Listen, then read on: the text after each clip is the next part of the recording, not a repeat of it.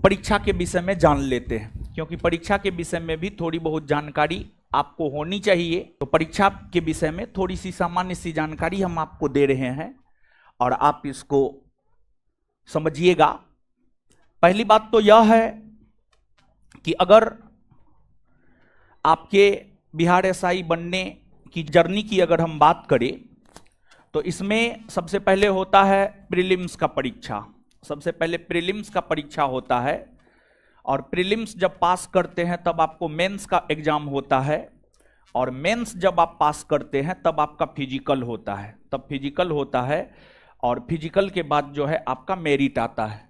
कुल मिलाकर के अगर देखा जाए तो आपको 3 गेट पास करना होता है। पहला गेट प्रीलिम्स का होता है, प्रीलिम्स, और फिर दूसरा गेट मेंस का होता है और तीसरा फिजिकल। और तीनों चीज में अगर आप क्वालिफाई हो जाते हैं तभी जाकर के आप एसआई बन पाते हैं, सब इंस्पेक्टर जो है आप बन पाते हैं। और एसआई के पेन में बहुत पावर होता है, वो किसी के जिंदगी को बना भी सकता है और किसी के जिंदगी को बिगाड़ भी सकता है।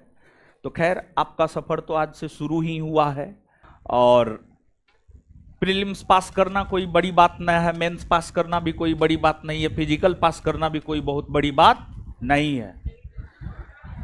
बड़ी बात है आपको मेरिट में आना, बड़ी बात है फाइनल सिलेक्शन लेना, समझ गए। और फाइनल सिलेक्शन लेने के लिए जो है काफी एकाग्रचित होकर के आपको काम करना पड़ेगा, काफी अधिक एकाग्रचित होकर के काम करना पड़ेगा। और आप हमेशा इस बात को याद रखिएगा, सफल होने वाले लोग कोई अलग काम नहीं करते हैं बल्कि उसी काम को अलग तरीका से करते हैं, इसी वजह से लोग सफल हो जाते हैं। तो अगर आपको सफल होना है तो आपको पढ़ना सिलेबस ही है। देखिए, जो सफल होता है वो भी सिलेबस ही पढ़ता है और जो असफल होता है ना वो भी सिलेबस ही पढ़ता है, लेकिन थोड़ा अलग करना पड़ेगा। क्योंकि जो नोटिफिकेशन आता है उसे हम सिलेक्शन की प्रक्रिया नहीं मानते हैं बल्कि उसे हम छटनी की प्रक्रिया मानते हैं, छटाई की प्रक्रिया होती है। प्रीलिम्स में कुछ को छांटा जाता है, मेंस में कुछ को छांटा जाता है, फिर फिजिकल में कुछ को छांटा जाता है। तो वो छटनी की प्रक्रिया है एक प्रकार से कहिए तो आप। तो और अगर आप हर चीज में परफेक्ट बैठ जाते हैं तब जाकर के आपका जो है फाइनल सिलेक्शन होता है।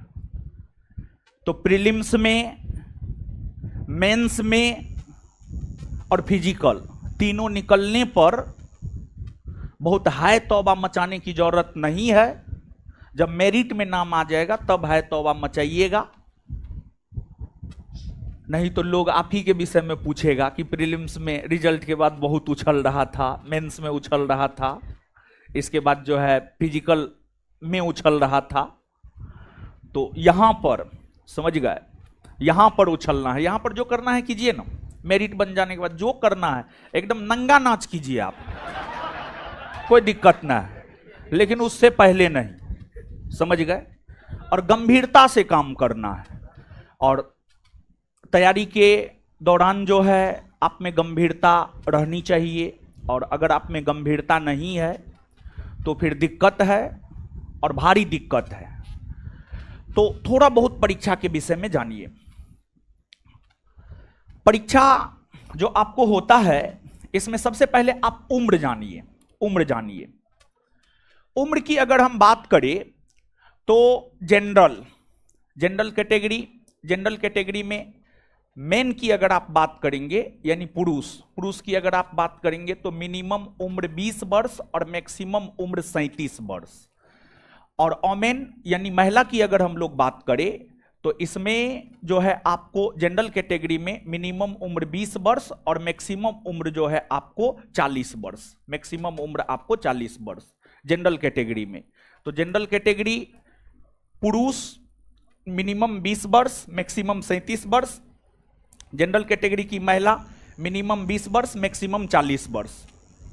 इसके बाद ओबीसी और ईबीसी दोनों, ओबीसी एंड ईबीसी दोनों कैटेगरी में अगर आप आएंगे तो पुरुष पुरुष मिनिमम उम्र 20 वर्ष और मैक्सिमम 40 वर्ष। और यहां पर महिला की अगर हम लोग बात करेंगे तो महिला भी मिनिमम 20 और मैक्सिमम 40। यहां पर पुरुष महिला सेम एज इट इज है। और इसके बाद एससी और एसटी कैटेगरी की बात करेंगे, एससी और एसटी कैटेगरी की बात करेंगे तो इसमें पुरुष और महिला की अगर आप बात करेंगे तो यहां पर भी सेम है। और यहां पर पुरुष जो है मिनिमम 20 वर्ष मैक्सिमम 42 और महिला भी मिनिमम 20 और मैक्सिमम 42। ये उम्र के विषय में हम आपको बता रहे हैं, ये उम्र का तकाजा है। और आप अपना देख लीजिए आप किस कैटेगरी में आते हैं और आपका उम्र इससे ज्यादा तो नहीं ना है, हमको तो नहीं लगता है इससे ज्यादा होना चाहिए। तो कुल मिलाकर के अगर देखा जाए तो आप सब लोग इस परीक्षा का फॉर्म भरने के लिए एप्लीकेबल हैं और परीक्षा देने के लिए भी जो है आप लोग एप्लीकेबल हैं। तो ये उम्र का तकाजा हो गया।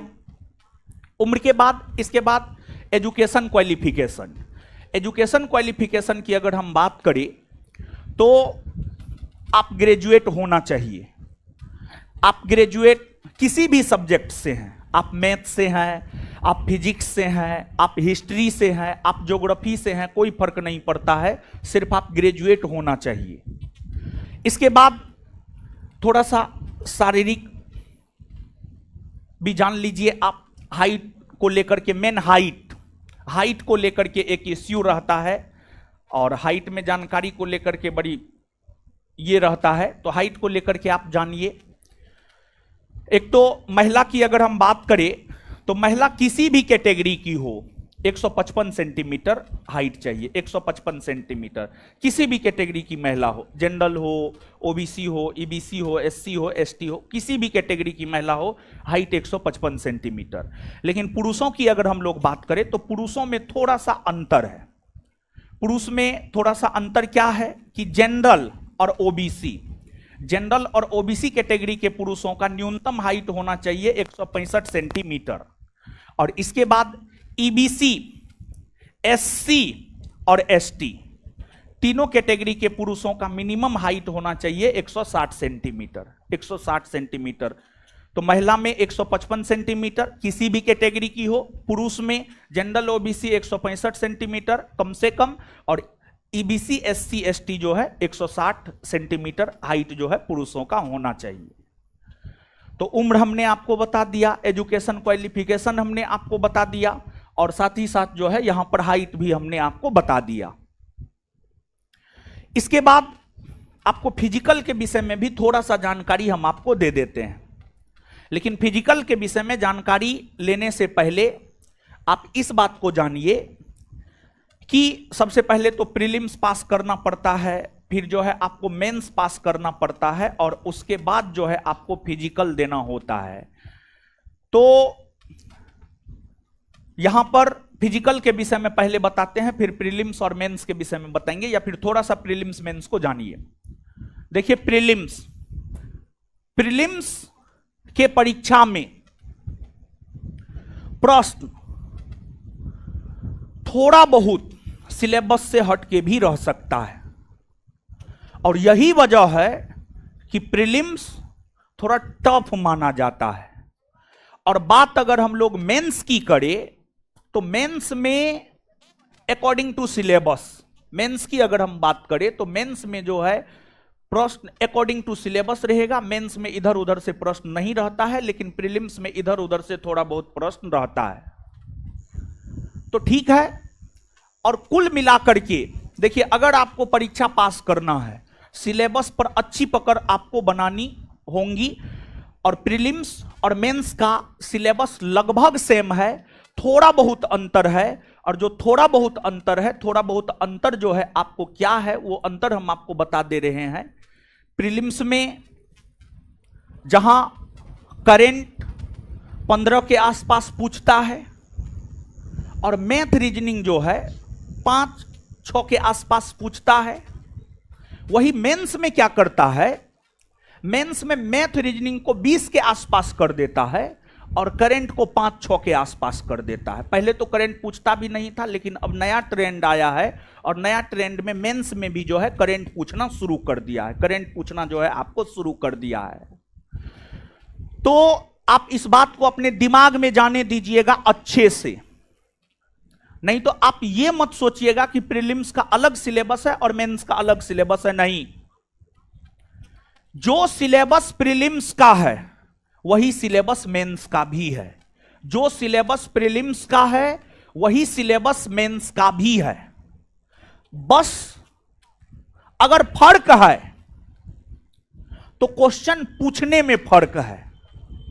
प्रीलिम्स में करंट का वेटेज ज्यादा रहता है, प्रीलिम्स में करंट का वेटेज ज्यादा रहता है और मैथ और रीजनिंग का वेटेज कम रहता है। और मेंस में करंट का वेटेज कम रहता है और मैथ और रीजनिंग का वेटेज ज्यादा रहता है, मैथ और रीजनिंग का वेटेज ज्यादा रहता है। प्रीलिम्स और मेंस में फर्क यही होता है, प्रीलिम्स और मेंस में फर्क यही होता है। लेकिन अगर बात सिलेबस की करें तो प्रीलिम्स और मेंस का सिलेबस दोनों सेम है। और अगर बिहार एसआई में रिजल्ट लेना है तो रिजल्ट आपका जीएस से हो जाएगा, लेकिन अगर मेरिट बनाना है तो मैथ रीजनिंग में एक्यूरेसी 100% नहीं सही तो 80% से तो कम होना भी नहीं चाहिए। मतलब अगर 10 गो मैथ रीजनिंग पूछा है तो 8 गो से कम मैथ रीजनिंग आपका सही नहीं होना चाहिए। अगर 20 गो पूछा है तो 16 गो से कम मैथ रीजनिंग आपका सही नहीं होना चाहिए। 16 से 17 हो सकता है, 16 से 15 नहीं होना चाहिए। 16 से 15 हुआ ना, मेरिट में आपका नाम नहीं आएगा, और 16 से 17 हुआ तो मेरिट में आपका नाम आ जाएगा। तो मेरिट मैथ और रीजनिंग पर निर्भर करेगा। और आप जो ये दिमाग में लेकर चलते हैं जीएस पर हम रिजल्ट ले लेंगे, जीएस पर आप रिजल्ट ले सकते हैं, मेरिट में आप नहीं आ सकते हैं। मेरिट में आने के लिए मैथ रीजनिंग पर भी आपकी पकड़ होनी चाहिए। और जो नया नोटिफिकेशन आना है आप मान करके चलिए, इसमें नहीं कुछ तो लगभग 7 लाख के आसपास कैंडिडेट बैठेंगे, 7 लाख, उससे कम नहीं। क्योंकि पिछली बार ही 6.5 लाख लोग बैठे हैं। जब से वैकेंसी बिहार एसआई का 2018 से लगातार आना शुरू हुआ है, 2018 में जब वैकेंसी 1717 पोस्ट के लिए आया था तो उसमें मात्र 2.5 लाख लोग बैठे थे, मात्र 2.5 लाख। और जैसे जैसे बढ़ता गया टाइम वैसे वैसे कैंडिडेट की संख्या बढ़ती गई और लास्ट वैकेंसी में 6.5 लाख के आसपास लोग परीक्षा में बैठे हैं। तो ये जो आने वाला वैकेंसी है इसमें आप मिनिमम मान करके चलिए 7 लाख के आसपास लोग परीक्षा में बैठेंगे। और प्रीलिम्स में जितना सीट होता है उसका 20 गुना रिजल्ट देता है। 2000 सीट है तो 2000 का 20 गुना रिजल्ट प्रीलिम्स में देगा। प्रीलिम्स के बाद आपको मेंस होगा और प्रीलिम्स में जो बच्चा का रिजल्ट होगा वो अपने आप में क्रीम होगा। प्रीलिम्स के बाद मेंस होगा और इस बार तो प्रीलिम्स के बाद मेंस में समय भी नहीं दिया, मुश्किल से 1 माह का समय दिया।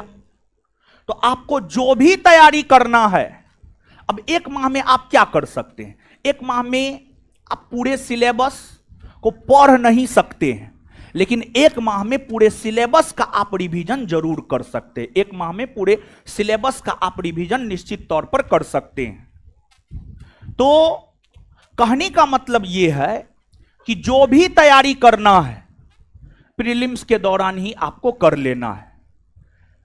मेंस के दौरान तैयारी नहीं बल्कि मेंस के दौरान आपको रिवीजन करना है। मेंस के दौरान तैयारी नहीं बल्कि मेंस के दौरान आपको रिवीजन करना है।